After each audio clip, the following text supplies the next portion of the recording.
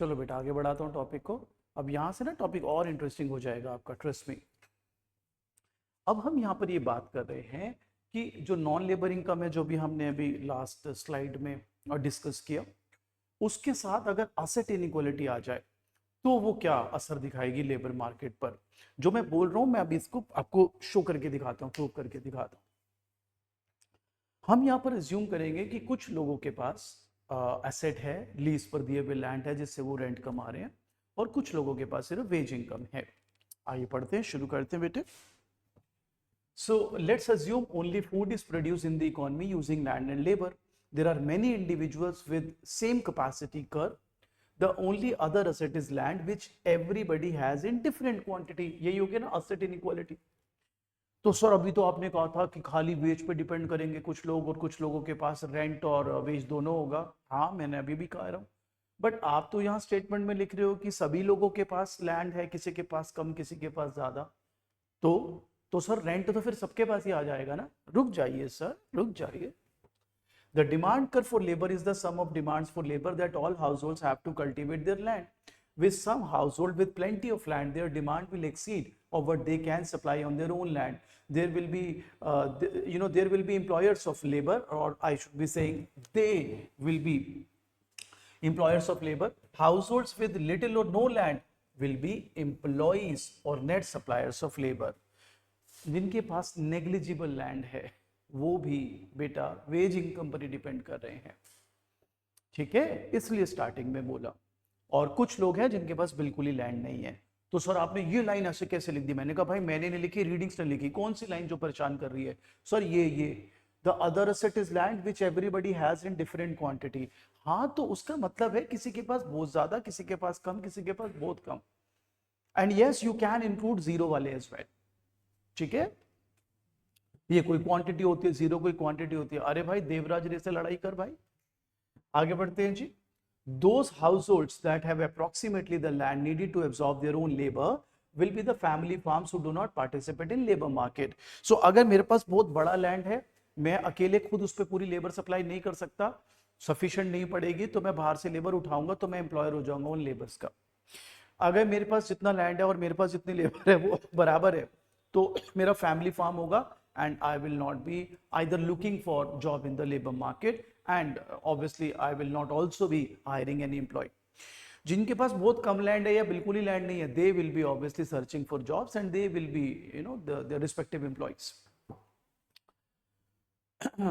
For each person with or without land holdings, let us keep track of the minimum piece rate at which he will be able to supply labor to the labor market. The left hand panel shows people with greater amount of non-labor income are able to supply their labor at a lower threshold price because they also have non-labor income to rely upon. ये भी हमने पीछे पढ़ा ही है। मेरे को अगर मेरा एक पर्टिकुलर खर्चा है और मुझे नॉन लेबर इनकम से पूरा हो रहा है, तो मैं लेबर इनकम थोड़ा कम वेज में भी, पीस वेज में कर लूंगा काम। सो आगे बढ़ते हैं बेटा। Yup, the right hand of the figure plots this minimum against people arranged in increasing order of land income. People up to index I star are landless, so for them piece rate is unchanging, and thereafter minimum falls as land income increases. अब इसे कहा तो मेरा बच्चा। So ये आपका जो level है, जिनके पास बिल्कुल लैंड नहीं है या जीरो लैंड है, उनके लिए ये मिनिमम पीस वेज रहेगा। लेकिन जैसे जैसे आपकी लेबर इनकम बढ़ती जाएगी मेरा बच्चा, ये कम होते जा रहा है।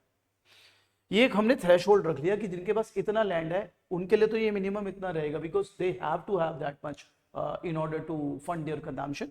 लेकिन जिनके पास इससे ज्यादा लैंड है, for them this minimum threshold पर पीस और piece rate can fall, should fall, because they have non labour income to rely upon, और सफिशिएंट लैंड होने के बाद ही नॉन लेबर इनकम तैयार होगी आपकी। So the minimum piece rate shows the least amount for which an individual will be able to work on the labor market. However, there is an additional consideration. Presumably, the minimum wage at which a person will be willing to work rises with the amount of non-labor income. Yes, अभी तो हमने बताया। बच्चा कहता है उल्टा बोले हैं इसमें। मैंने कहा कैसे?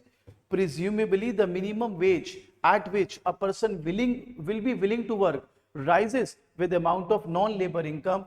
Thus, two opposing forces are at work here. तो यहां पर एक कॉन्ट्राडिक्शन वो बता रहा है। वो कॉन्ट्राडिक्शन क्या है मैं अभी समझाता हूं। अब तक हमने क्या सीखा, हमने ये सीखा कि देखो अगर मेरी नॉन लेबर इनकम आ रही है तो मैं कम पीस रेट पर भी, कम वेज रेट पर भी काम करने को तैयार हो जाऊंगा। लेकिन यहां पर अब बात हो रही है रिवर्स की।